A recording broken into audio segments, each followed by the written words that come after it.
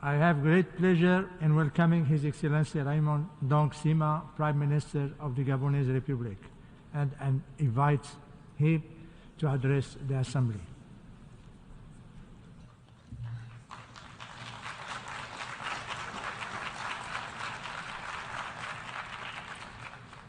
Monsieur le Président, Mr. President of the General Assembly, Mr. Secretary General, Excellencies, ladies and gentlemen, Mr. President, I'd like to extend my warm congratulations to you on your election to the presidency of this 78th Ordinary Session of the General Assembly. I further pay tribute to your predecessor, Mr. Xaba Korozi, for his work during his term. And I'd like to express the confidence of my country to the Secretary General, Antonio Guterres, for his bold and multiform action to implement reforms, to achieve and accelerate the achievement of the Sustainable Development Goals on the one hand, and to promote international peace and security. Mr. President, I stand before this august assembly in an unprecedented context for my country which has emerged from trials and tribulations following a chaotic electoral process which was interrupted on 30 August by the security and defense forces. This intervention was, of course, condemned by the international community as a violation of the democratic requirements for the handover of power. It would, however, be useful to provide a balance of information and to allay some suspicions. It would be useful to recall specifically what the Gabonese political context was which preceded this takeover of power and justified it. It would be a mistake, from our point of view, to hand down judgments or to lump things together and not take into account the reality of our context. If I may, first and foremost, I'd like to recall for everyone here the experience of the 2016 presidential election. And the current situation is a result of that election. Everyone will recall that election was reported on by the electoral mission of the European Union, which looked at the circumstances around it and denounced it as a fraudulent process, one that was insincere and stripped of any transparency, with results that challenged the very laws of statistics. It was characterized especially by violence, the loss of human life in significant numbers, and damage to goods for all. In order to mitigate the situation, the social cost of which was quite high, in 2017, a dialogue was organized, which ended up in a return to elections twice. This small concession to democracy, which was once again postponed to 2013 before it could even take place.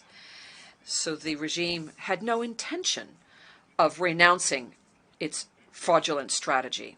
Between 2017 and 2022, there were no preparations made for the elections that were supposed to be held according to the Constitution at the very latest on the 26th of August 2023.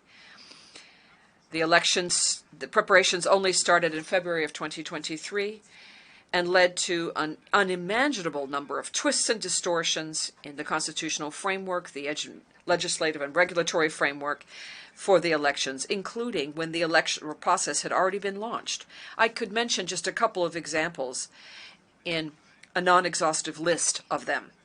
Let me start with the return to one round of elections. The choice of a president of the Gabonese Election Center, which is notoriously partial, as a member of known to the party in power.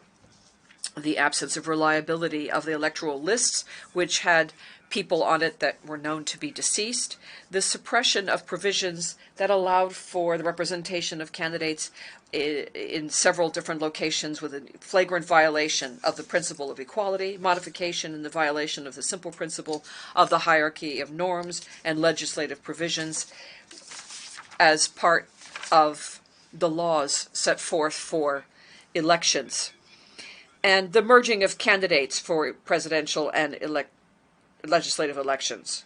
We can see that these modifications were rejected without any review by a constitutional court when the people appealed for justice.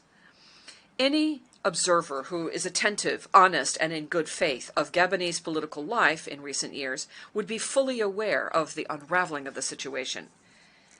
Everyone within the Gabonese opposition sought out diplomatic missions on the ground in August, and then on the 9th of August 2023 went to the special representative of the Secretary General of the United Nations for Africa, Central Africa, residing in Libreville, to try to alert him to the shape of things in the electoral process and the danger of maintaining the state of affairs. And I need to state this here without any ambiguity. Neither the political actors nor the voters themselves, no one was prepared to accept, once again, electoral misconduct. This determination, which was known to all, did not prevent the Gabonese Center for Elections from sending urns under its exclusive control and that were not sealed, and then to proceed to fraudulent records of the elections and the results. And the results obtained in this manner could only lead to, after they were announced, clashes. Ladies and gentlemen, Mr. President, given the situation, the defense and security forces had a choice.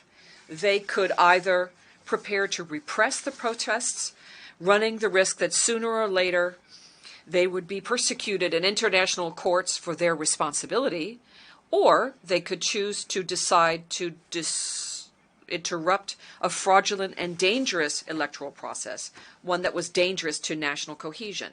They chose the second option in order to put an end to the risk of a fire which would have engulfed the very foundation of Gabonese society and that would have not have spared the many foreign people living in Gabon.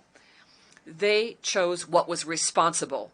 They chose the second option to stop the possibility of a fire which, as I said before, would have completely overwhelmed Gabonese society.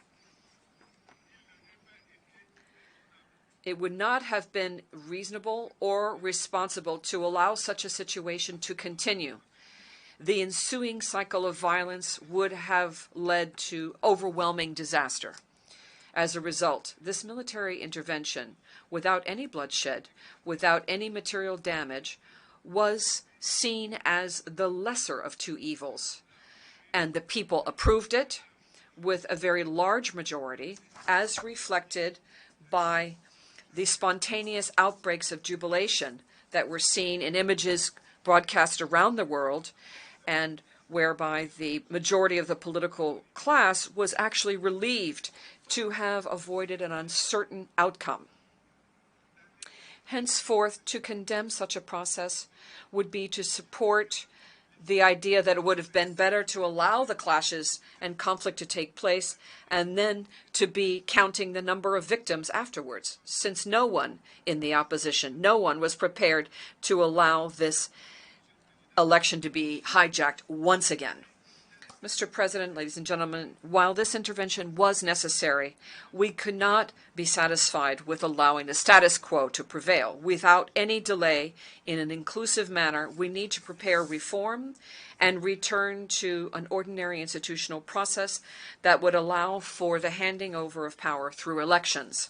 The transition government's roadmap, transition government that I have been leading for the last 2 weeks, is geared to restoring confidence and to making major correction to the electoral framework and to restore institutions and prepare them for implementing these reforms. The expected deliverables will come following national conferences, adoption of a new constitution that reflects our social contract, and enacting laws that include legislative elections that lead to free, transparent, and credible elections. And that's why already next week we have planned a press conference where I will at that time indicate the timeline for consultations with the political class as a whole and civil society. And I will take that opportunity to outline the program and schedule of the various stages that will lead to new elections. And from this point of view, what Gabon needs most is encouragement and accompaniment to accomplish these tasks in a timeline that everyone sees as reasonable. And I take this opportunity then to launch a solemn appeal to all of our bilateral, regional, and multilateral partners to accompany us and support the people's desire for national health with a view to strengthening the rule of law and democracy for shared prosperity. At this turning point in our destiny and in our history, the Gabonese people are united in its support for the Committee for Transition and Restoration of Institution, and will remember with appreciation the solidarity and the trust of the peoples of Africa and around the world who stand at their side in order to preserve our place in the concert of nations. Monsieur le Président. President, 78 years after the UN was created, an endless cycle of crises continues to cloud aspirations and darken the horizon for sustainable peace between and within nations. The multiple crises of solidarity, security crises, humanitarian crises, health crises, climate crises, geopolitical crises fuel sentiments of mistrust vis-à-vis international institutions and mechanisms. Indeed, the system of collective and indivisible security advocated for by the United Nations Charter patently appears as fiction in numerous regions of the world, prey to the upheavals of war, particularly in Africa and the region of Sahel, the Horn of Africa, the region of the Great Lakes. They have become true epicenters of instability. In the majority of these regions, predation for natural resources is a significant source of conflict, to a point where these resources become a real curse for the countries that possess them.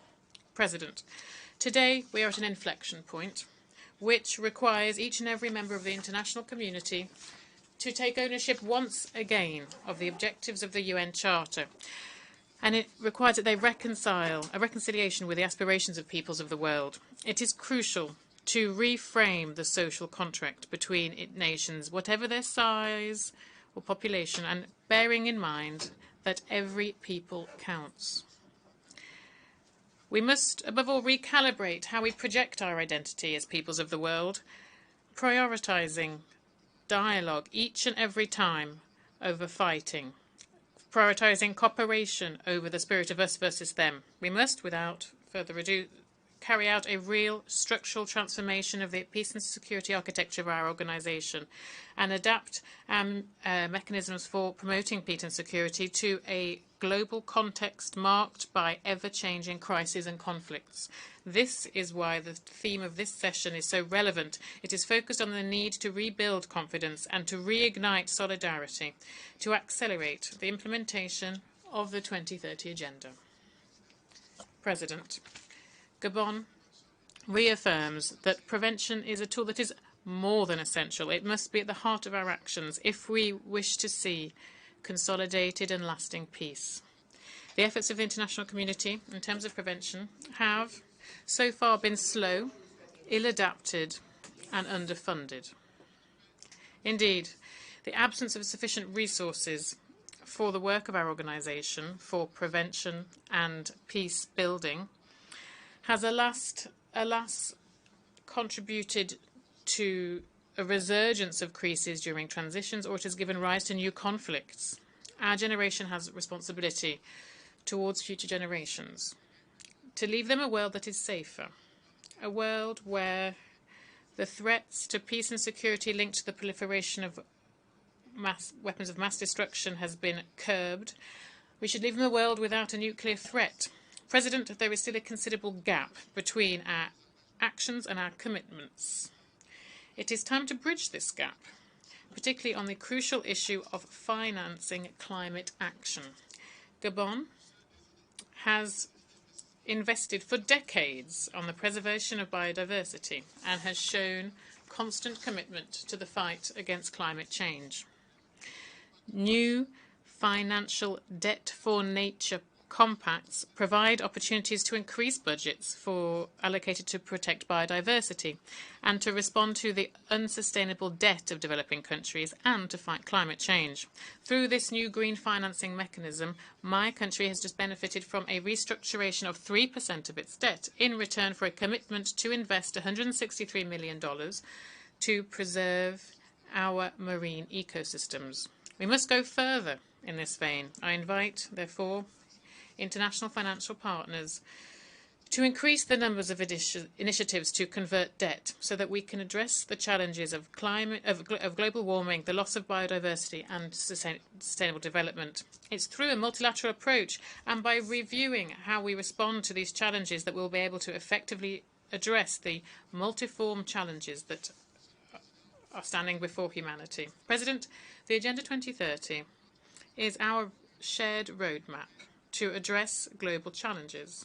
However, with less than 10 years to go, progress is unequal and insufficient. Poverty, hunger, social inequality, shortcomings in terms of health and education, and lack of sufficient funding for the SDGs, all of this is seriously jeopardizing the implementation of this ambitious agenda. Throughout the transition period that I'm leading, I plan on redoubling my country's efforts to accelerate the implementation of the 2030 Agenda through strengthening in a practical and pragmatic way our national policies, and also through encouraging public-private partnerships that are innovative. Also, I intend to focus on local action carried out by authorities, civil society and the private sector, fully involving citizens, particularly young people and women. It is crucial that the international community be able to increase its support to developing countries. Further funding is indeed necessary, particularly for the most vulnerable countries. The various different summits that have been organized in the sidelines of this session, particularly on financing for development, climate ambition, universal health coverage, are all an opportunity for the international community to translate goodwill into joint action and to accelerate the implementation of the SDGs. President, within the United Nations system, exclusion and marginalization loom large over our efforts to coexist. Africa must be able to find its rightful place as a fully fledged actor on the international stage and not simply a stake for the world's powers. Indeed, more than 78 years after the creation of the UN, the world has completely changed. The international context has completely changed. The geopolitical landscape has completely changed. The nature of wars has literally been transformed. Technology has completely revolutionized our day-to-day lives. But the structure of our institutions essentially remains unchanged, particularly in terms of our collective security. To address the challenges of the future, our security architecture must reflect current and future realities. We must update our international institutions as well as our mentalities, how we envisage lasting peace, shared prosperity and coexistence. We must reinvent solutions to contemporary threats, particularly climate change and cyber insecurity. We must, when faced with a crisis of international solidarity, which is fueling adjacent crises on the economic, humanitarian, health or food fronts, we cannot address these challenges of this century with the tools from the last one. President, in the light of these stark facts, we are convinced of the need to act, to implement 3 fundamental axes that are able to make the multilateral system more credible and more inclusive. Firstly, we must reform the Security Council without further ado. It must represent today's reality and the current and future challenges we face. Secondly, we must also redefine our rules and our mechanisms so that we can address how insecurity and terrorism are evolving.